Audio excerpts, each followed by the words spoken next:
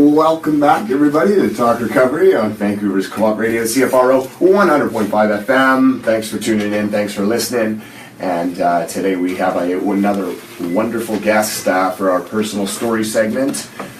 This is Christina. Hey, Christina. Welcome to the show. Hey, thanks for having me. Yes. We are talking live on Co-op Radio, 100.5 FM, and my friend Christina here with us. And every week we do a personal story after we interview our main guests, and it's been a great hit. People love it. So we need some personal stories out there. We need some success stories, and we want people to know that people do recover and what life's like. So, Christina, when did you enter recovery?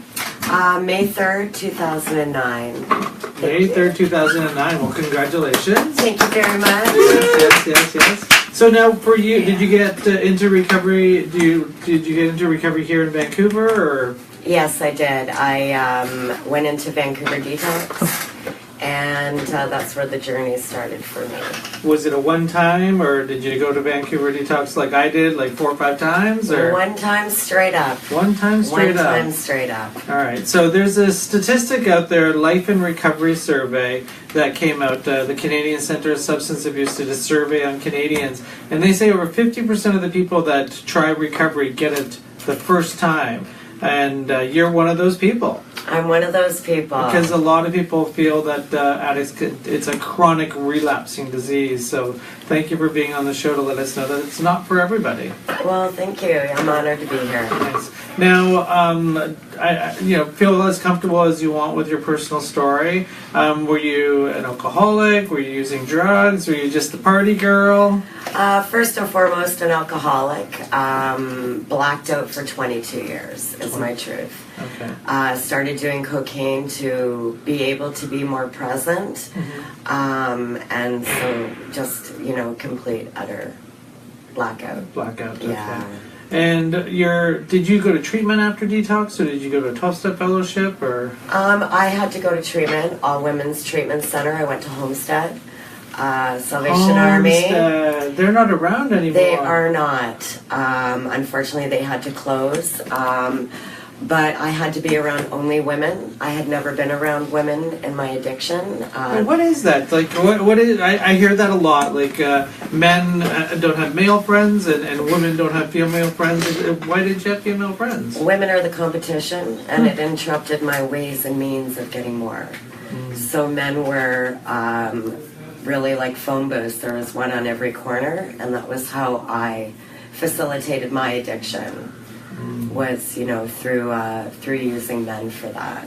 And so our listeners can kind of get a grasp, and maybe some people out there that might still be using and so forth, or contemplating whether or not treatment is even needed in their life. Because I was talking to an individual just yesterday saying, he overdosed, not just once, and he's still contemplating whether he needs treatment. So for you to get well and to get sober and to build relationships with women, was that because of treatment? Like, how important was treatment to get to that? Treatment was hugely important because for an alcoholic, drug addict like myself, I didn't know what people did on long weekends, on holidays, on Tuesdays without using. That was my truth. And I needed to go somewhere. I walked in a Homestead and said I will be here for a full year, and I was to the day, because I had to have a whole year of all those things with different solutions of things to do. And the small group, finding out why I used, what were my core beliefs, what was instilled in me, how to change those, how to forgive all those resentments, right? And to learn that the only common denominator in all my trouble from adult age on was me. Wow. And that was a hard day in treatment. That's a big truth. And we have to learn to let go of stuff and work through it, right? So you can blame people, places, and things all you want. Absolutely. Until you realize that you need to be in that equation. Well, resentment against my mom since, I left home at 14. She hadn't been around. I hadn't seen her. That was my badge of using. And after a few days back to back, you get that clarity that really you are a big part of what has happened. And a little bit of the treatment world and just the recovery world is you meet other people that use substances worse than you or less than you, but especially worse than you, and you realize that they had their mom in their life, and they went to Disneyland, and their family Thanksgiving dinners were like 30 people, and it's like, why do you use drugs? You have no trauma in your life, and you start to realize it's like, okay, so people that have trauma use, people that don't have trauma use, maybe it's the dope, maybe it's there's no rhyme or reason. It's like a tornado, right? Yeah. We can't tell you why it hits trailer parks. Like, just seems to be how it happens, right? But the truth is that any person can turn into an addict at any stage of life if they don't have the tools to deal with what's going on. Mm-hmm. We all can get overwhelmed. But the other truth is that any addict can find a new way to live. And that is the truth as well. So that's really sad that Homestead is closed. I forgot about that place. And we're in a climate here where I know that you work in the downtown east side, you volunteer in the downtown east side. Places like Homestead gone, places to access treatment centers, because Homestead was a big abstinence-based treatment center as well. What are some of the challenges you're finding for new people coming into recovery? I think that the challenges are constantly changing and evolving. The big piece right now is women, there are less treatment options. I'm hoping that will change in the future, and that the death toll, on top of having addiction now, the grief is another added in component. And it's like, when we meet with them, it's like people coming back from a war. Mm-hmm. The whole face of addiction has changed. And there are places, Pender Health Clinic has opened up free counseling. They are slowly, but the wheels turn slow.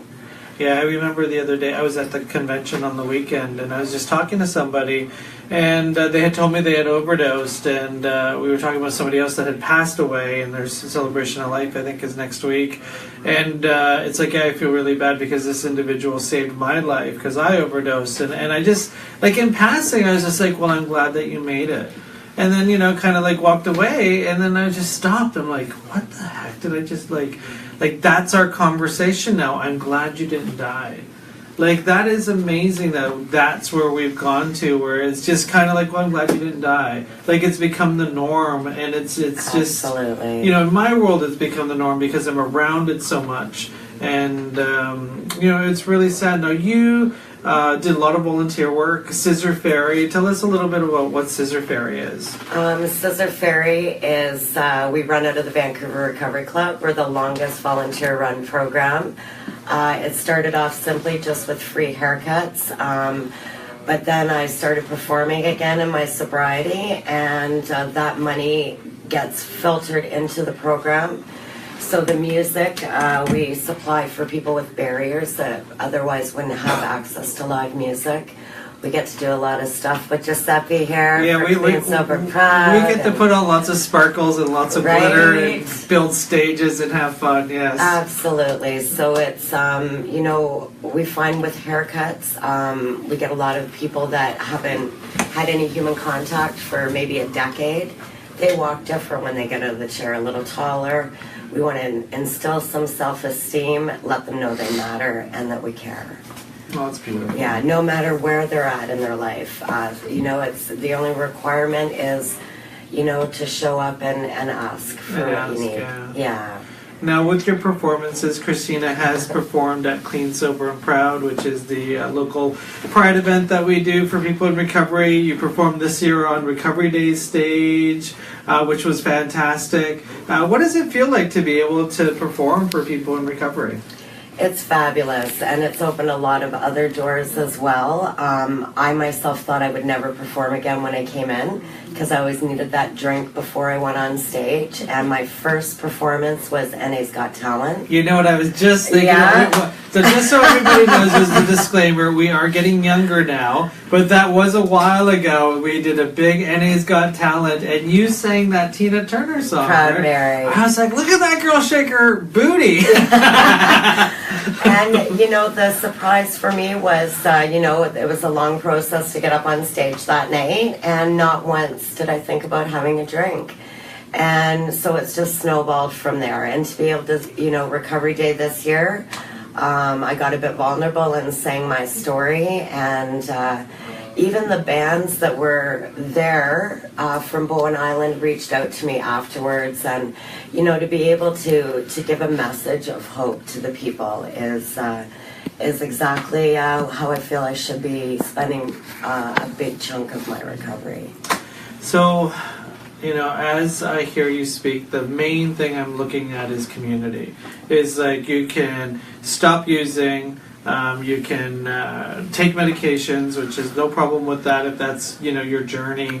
But life can get so much better if you get part of a community and you become part, and you give back, because you've given back to many people, and that's why you're involved in this community. And many people say the high is better than the drugs. Absolutely. And, for me, I was never connected to anything. And to be connected now and to be doing what I'm doing, to be that girl, is still shocking. It's a beautiful life, and it just keeps getting better. And, even with the overdose and all that going on, the gift of recovery when doing the work is the serenity. And I really, I'm grateful for, NA and all the people that I've come in contact, and, having a million different things to do before picking up on my list, and I haven't got past number 3 or 4. So... That's really good. Yeah. So we've got a few seconds here. So I would consider you in long-term recovery. Congratulations on that. So for some of the newer women that are listening and watching right now, what's some good suggestions for them to follow to get through, up to the 5, 6, 7 year mark in their recovery? Keep doing what you did the first year, and never, ever forget where you came from. Because that opens the door for compassion, and it keeps me in the moment.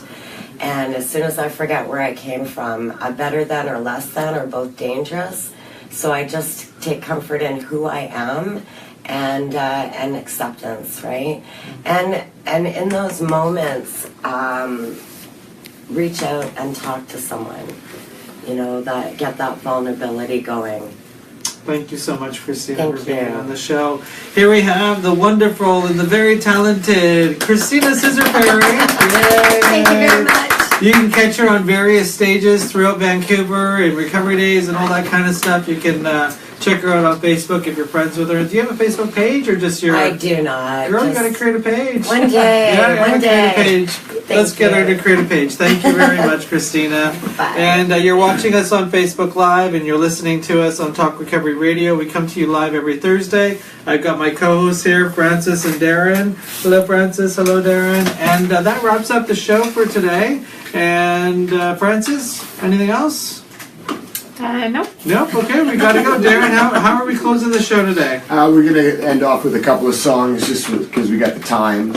First song is an old from the Basement collection by the Rolling Stones with Hey Negrita. And if there's still some time, a Tom Petty tribute by Hey Hill Silver O, Time to Move On. Let's kick it off with some Hey Negrita. Thanks for listening.